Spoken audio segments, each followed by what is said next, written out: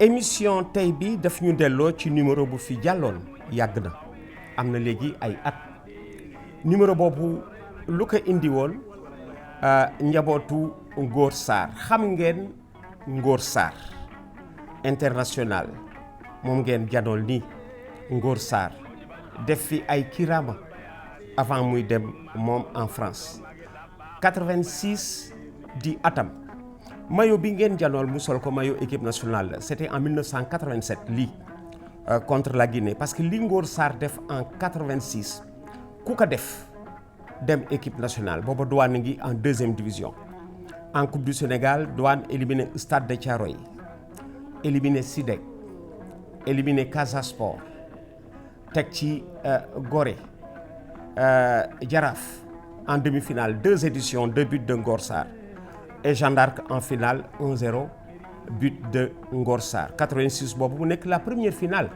à Léopold Sédar Senghor mën naa ni at moomu Douane dafa nekk en deuxième division ànd ak Ngor Sarr mu toj coupe du Sénégal de football wax naa leen tout à l'heure li Ngor Sarr def en 86 ku ko def ñëw en équipe nationale dafa ñëw en équipe nationale mu ngi nii en équipe nationale fii c'est contre la Guinée Ngor Sarr moo jonk ni sur votre droite ci droitam mu nekk ci ak Pape Fall Thierno Youma nekk nii ci digg bi Makou Niass moo nekk nii en rasta sur la droite de Makou Niass Moussa Diop Kenom ki taxaw derrière Kenom di Roger Mendy ci gauche Roger Mendy di Abdallah Sakhli ki taxaw ni sur la gauche de Abdallah Sakhli di Samba Fall gardien de but qui venait de la Linguère de Saint-Louis ci gauche su Samba Fall Kambel Seck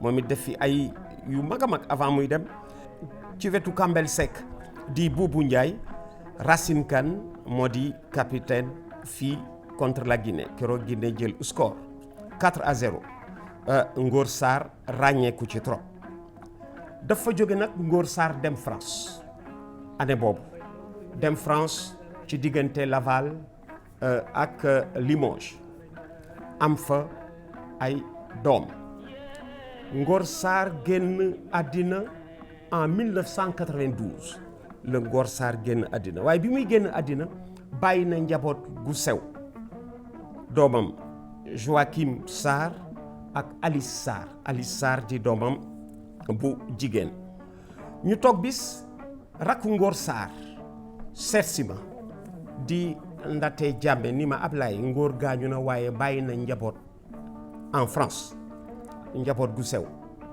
te njaboot googu xamuñu ci ku ñu war jubal ba gisaat seen njabootu papa dama bëgg ngeen dimbali ñu ci ba ñu gisaat doomu Ngor Sarr yooyu man ko dama lay jël invité ci émission télévision bi keroog bi Ndate Jàmme ñëwee di rakku Ngor Sarr di def ci avis de recherche kàddu yi la yëkkati ci biir émission ñëwoon démb bu 15 décembre 2014. boobu ba léegi amuñu ci dara daal lu ñu wóor gisuñu ko dégguñu ci lu mu nekk xamuñu daal ci lu mu nekk moo tax tey ñu ñëw fii pour rek ku ci jàpp rek ngeen jàpp ci yéen ñëpp daal ndax ñu mën ko gis daal. yónnee na sax maamam pochette yónnee ko photo bind ko note ni ko ba xam leen rek laa bëgg xam sama famille papa waaye ki sama yaay bi muy jot cadeau bi lettre bi ak colis bi fekk na ki indi woon colis bi dem na dellu na France dañoo woote ci hôtel bi mu daloon ñu ne ñu tubaab bi dellu na ñibbi na France moo tax sama yaay mujj ko répondre. maamam moo di yaayu Ngor Sarr. waaw mooy sama yaay waaw. ah d'accord. moom Laval la nekkoon. waaye jot naa sax def recherche yoo xam ni dañu ne ma jógee na Laval léegi mi ngi Limoges. waaw. am na sama benn cousine bu fa nekkoon moo doon gisanteeg léeg-léeg sax sama tonton bi fa nekkoon muy Awa Diop. moom xëy na bu ci doxee ay démarches. waaw daal maa ngi siy ñaan bu dee mi gis na kii bi émission bi mi ngi koy seetaan. waaw mu doxal ñu si ay kii démarche daal ndax ñu gis ko. waaw ndax xale bi tam doomam la moom bàjjan la si moom. ndax moo nekk France moom lañ fa am sama cousine la sama doomu nijaay la moom. di leen ñaan rek di leen ñaan luñ ci mën ku ne loo ci mën a def rek nga def ko ci te yàlla tax te ñun tam gis suñu doom rek moo tax ñu sonn ci nii ndax suñu deret la te moom âge bi mu am nii moom la papaam amoon bi muy gaañu 28 ans yi 28 ans la amoon waaw loolu rek laa am lu ma ciy sànni ndax sama dootuma sax wax kon bokk mi ngi doon kaddu yi di kaddu rakku Ngor Sarr Ndaté Diamé di sabablu di wut ci diggante Laval ak Limoges ma ni ko Laval day sénégalais yàgg nañ fa jaar Souleymane Camara Gaucher jaar na fa Thierno Youm jaar na fa Oumar Gueye Sène jaar na fa su fa Ngor Sarr ñëwee di seen rak ña daan àndal Gaucher Youm ak Oumar Gueye Sène dinañu gàttandu Ngor Sarr dalal ko te bu fa amee doom ay doomam danañu feeñ parce que sénégalais yi foofu daañ leen mën a réorienter vers le Sénégal kon ñu toog di gëstu ñeenti at après avis bi c'était le 15 décembre 2014 biñ ci tegee ñeenti at doomu Ngor Sarr bu jigéen ak si xam ngeen jigéen moo gën a familial y avait Joachim ak Alice ñu ngi doon waxtaan sax ci téléphone parce que bi émission bi jàllee Alice mii daf ko seetaan nee na ma tonton keroog ba ma seetaanee émission bi ci guddi gi nelawaatuma dama ko jooy ba suba xëy suba mënuma liggéey woote ni du ma mën liggéey si ndax bët yu nga xamee ni mel nu ma neex ndax jooy et ñu teg ci ñeenti at jigéen ni mu gën a bëgg njaboot jigéen moo gën a bëgg njaboot moo gën a attentive ci njaboot moo dàq topp mbokk biñ ci tegee ñeenti at Alice di wut yoon doomu Ngor Sarr ba yegsi bi Alice ñëwee Dakar ba dem ci njaboot gi dafa seeti dirigeant douane yi bi mu leen seetee waxtaan ak ñoom ñu bëggoon ko defal fête ju rëy bu yelloog la fa papaam bàyyi ni que nag bi mayo moom la sa papa daan sol Alice a ngi nii ci mayo bi papaam daan sol ñu ne que bii mayo la sa papa daan sol 86 bi ñuy gagné coupe du Sénégal moom la sol ba ñu gagné ko am Alice ni kon buy ñëw ci émission bi ñëwoon démb mayo bi papaam daan sol moom lay sol moom Alice Sarr di doomu Ngor Sarr yaayam di tubaab mu juddoo en France mooy dox si nii mbokk. Je lui ai posé la question de savoir mais comment donc elle a fait Alice comment elle a fait pour retrouver les traces de ses parents pour se retrouver dans le milieu des dirigeants de la douane pour se ressourcer dans le propre milieu de son père Ngor Sarr. C'est grâce à vous, grâce à l'émission. Oui. Je faisais des petites recherches sur mon père pour essayer de revoir son visage. Et puis un jour, je suis tombée sur cette émission où j'ai pu découvrir pour la première fois le visage de ma tante. Oui. Et vous aussi. Oui. Donc c'est grâce à vous et je tiens à vous en remercier aujourd'hui. Alors, c'était il y a 4 ans. Qu'est-ce que vous avez fait depuis? Je suis restée en contact permanent téléphonique. Oui. Parce que dans l'émission, nous avions donné des numéros de téléphone. Tout à fait. Oui. C'est cela qui m'a permis d'accéder à ma famille, de pouvoir rentrer en contact avec eux. Oui. Et c'est aussi grâce à vous que j'ai pu découvrir que j'avais des frères Oui. et sœurs. Voilà, exact. Alors, vous êtes où en France, Alice? Je vis à Montreuil. À Montreuil. Oui. Tes frères et sœurs, vous avez commencé à échanger par le biais de l'émission? Tout à fait. En fait, j'ai su donc ce jour-là que j'avais un frère. Vous aviez parlé de Joachim. Oui. Donc c'est par ce biais-là que j'ai pu rentrer en contact avec lui, grâce à un employé de mairie de Laval, que Oui. je salue d'ailleurs. Oui. Oui. Donc c'est mon frère qui est rentré en contact avec moi. Et puis depuis ce jour, on est en contact plus ou moins permanent. Voilà. Alors vous ruminez ce moment. Quand est-ce que je vais au Sénégal? C'était il y a 4 ans. C'est ça. Et c'est cette année vraiment que vous avez décidé de venir dans la famille, cette année en 2018. Oui, car toutes les conditions étaient réunies. Toutes les conditions. Tout à fait. Et quand vous êtes arrivé, comment ça s'est passé dans la famille? Trop d'émotions. Oui. Indescriptibles. J'imagine. Oui, oui. J'ai même appris que vous avez été au village de Ngaï. Ah, Ngaï Mekhé. Au village de ton grand-père. Tout à fait. Le père de ton père, Ngor Sarr. Oui, Moustapha Sarr. Ah, d'accord. Alors, qu'est-ce que vous avez retenu de Ngaï Mekhé, de votre visite chez vos grands-parents? juste le visage de mon grand-père et sa joie. Oui, de vous retrouver. C'est ça. Voilà. Je reviens à Ndaté.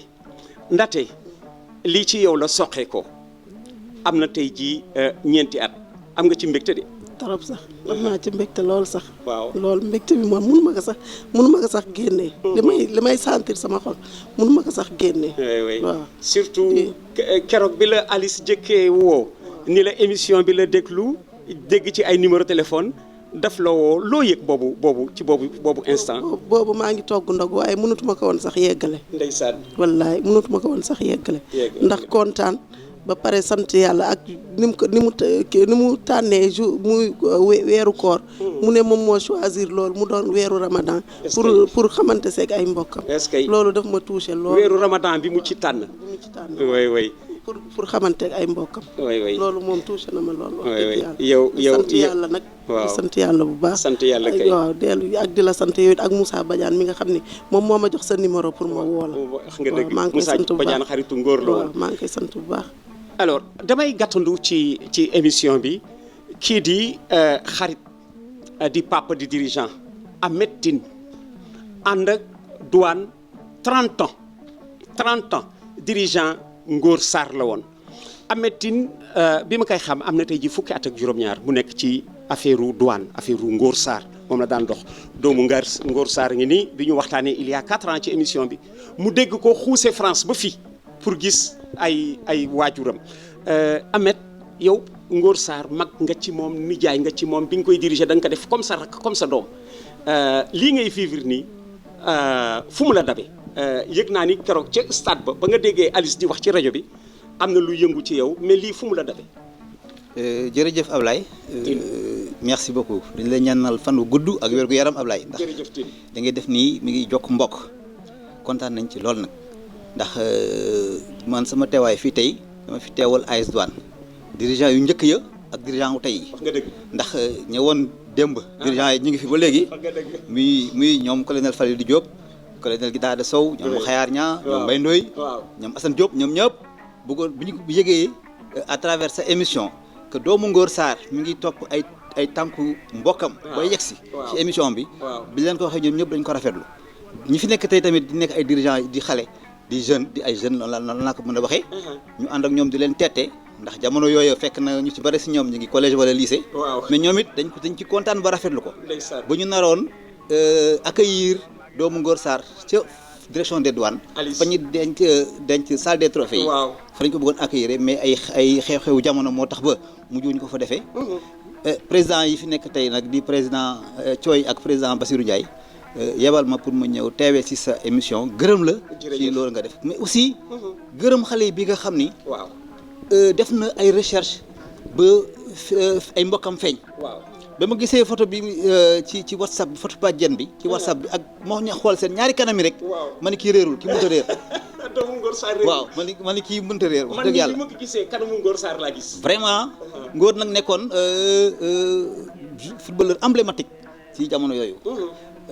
ma delloo di ñaan yàlla atte ko ci yërmandeem ak bépp dirigeant ak bépp joueur bu mu bokkaloon parce que ci jamono yooyu dirigeant yi fa nekkoon ci AS Douanes am nañu fi génn àdduna donc le président Sidi Gaye donc Pa Sadio tamit génn la àdduna mais am na ñu fi des moom it Ngor ñu doon fa wala ndool am na si ñoo xam ne si génn nañ àdduna ñoo ñëpp ñu ngi leen di ñaanal yàlla xaare leen àjjana atte leen ci yërmandeem mais Alice moom dañ koy gërëm di ko ñaanal parce que li mu def nii vraiment dafa tooy suñu xol tooy na xolu ñëpp te vraiment moom it dañ koy ñaanal yàlla mu gudd fan am wér gu yaram ba ñu dund ba yàlla may ñu fekkee ñu koy may borom kër yàlla doon nag ab sénégalais vraiment comme ça fête gi gën a neex mu dellu si ay cosaanam.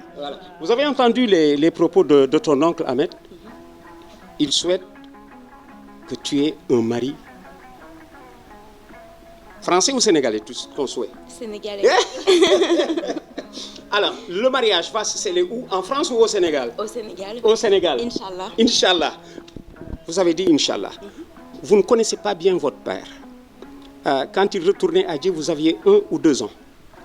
1 an. 1 an. Et pour lui, vous avez décidé d'intégrer la religion musulmane. Il paraît que vous êtes musulman. Ce n'est pas que pour lui. Oui. C'est juste simplement Dieu qui m'a appelé à lui. Ah. Comment? Je ne sais pas. Tu ressentais quelque chose? Oui. De Sénégalais, de musulmans? Oui. Et finalement, tu as dit c'était d'embrasser la religion musulmane. Oui. De te marier au Sénégal avec un Sénégalais. Dieu a tout entendu. Elle a écrasé une larme. Je comprends son émotion. Ahmed lii daw na yaram ah. daw na yaram lool tooyal na tamit xool tooyal na bët. wax dëgg yàlla Ablaye xale bi moom li ma waxoon sànq rek dañ ko ñaanal yàlla fan wu gudd ak wér te yow it ñu ñaanal la fan wu gudd nga bañ a teewee nga bañ a ñàkk fekkee lépp nga fekkee lépp nga fekkee ko. ñoo koy maye. incha allah yàlla nañu ko yàlla defal ñu fekkee ko incha allah su boobaa dinañ vraiment mooy wax la ni la vraiment sama président kontaan na si lii nga def nii. ba suñu doom dellu si waat suñu ay loxo. dellu si ay loxo bàjjanam. xale bi déplacé wu dem ba Ngaye Mekhe. photo ak maam ji. maa ngi échangé ak Moustapha Seck rek. waaw si Moustapha. ca finalu 86 ba. waaw Moustapha Seck sax lay wax ancien entraîneur équipe locale. bu dëkk Ngaye. mu naan ma xam na papay Ngor Sarr. ainsi de suite ñoo bokk presque grand place à Ngaye. saa bu demee Ngaye sànq rek ñuy échanger ci WhatsApp bi. donc Seka Malick Seka aussi mi ngi fi Omar Sy mi ngi fi ñoom yàlla def na ñi ngi fi ñoo papaam ñoo joué au final ba. Lamine Diallo tamit mi ngi fi Boubacar Djiba Zimako. mooy ñeenti douaniers yi nekkoon ci équipe bi en dehors de ça les Henri Balakoun et autres mais il y avait 4 douaniers qui étaient titulaires dans l'équipe qui ont joué la finale avec Ngor Sarr. ñoom Henri Balakoun. ñoom Ibrahima Ndiaye Chindou photo yaa ngi fi incha allah yooyu yëpp def nañ ko ci poster incha allah pour remettre ko incha allah Alice. C'était déjà en 86 hein. C'était en 1986 et man li ma ci gën a neex c'était un 22 septembre qui coïncidait avec mon anniversaire. Heureusement qu'on avait gagné. Voilà, heureusement.